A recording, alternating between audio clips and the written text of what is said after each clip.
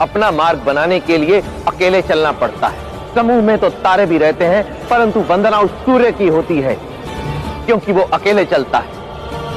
पीड़ा सहनी पड़ती है, स्वयं को जलाना भी पड़ता है, संकटों का सामना भी करना पड़ सकता है, परंतु तब जाकर ही बनती है पहचान, तभी मिलता है सम्मान। यदि लक्ष्य की प्राप्ति करनी है तो उस योजना को गुप्त रखना होगा जिससे आप लक्ष्य पाना चाहते हैं। योजना जितनी गुप्त हो, सफलता उतनी ही निश्चित है। और यदि आज नष्ट हुआ तो आने वाला कल भ्रष्ट होना निश्चित है। इसलिए आज को संवार, जो बीत गया उसे भूल जाओ, जो हुआ नहीं उसकी चिंता मत करो, क्योंकि यदि कल की चिंता की चिता आज सजाओगे तो जीवन श्मशान बन जाएगा। क्या आपने कभी ध्यान दिया है कि जिस वृक्ष पर अधिक फल लगे होते हैं वो उन फलों के भार के कारण अधिक झुका हुआ होता है? यही नीति हमें अपने जीवन में भी अपनानी चाहिए।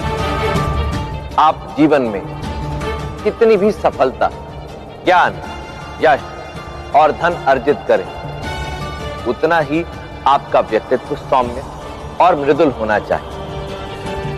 ज्ञान से अपने व्यवहार में सौम्यता और गहराई लाएं, अहंकार नहीं। केवल तभी यह संसार आपकी उपलब्धियों का आदर और सम्मान करेगा। मटके का एक विशेष गुण होता है कि ये अपने भीतर के शीतल जल से किसी की भी प्यास बुझा सकता है,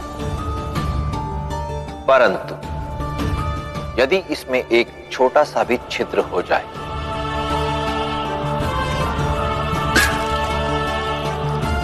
तो ये अपना महत्व खो बैठता है।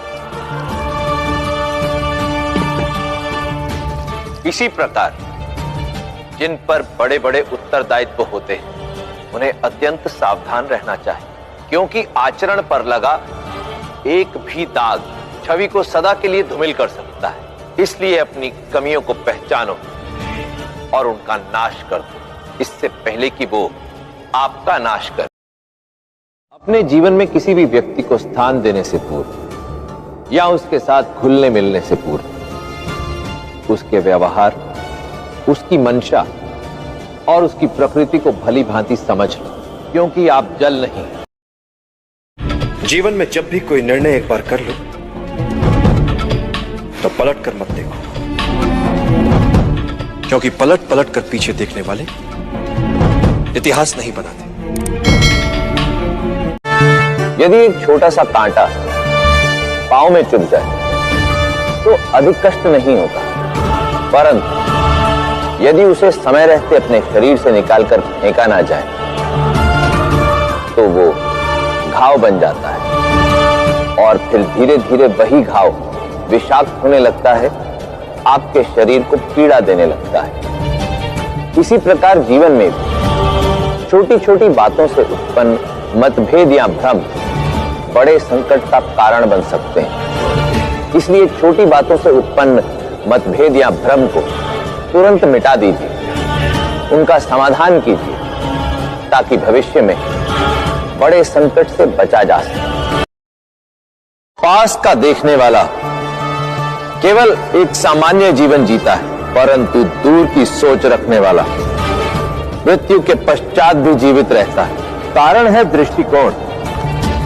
इसलिए जिसका दृष्टिकोण विशाल हो और दृष्टि दूर तक देख सकती हो, सिंहासन उसे ही चुनता है।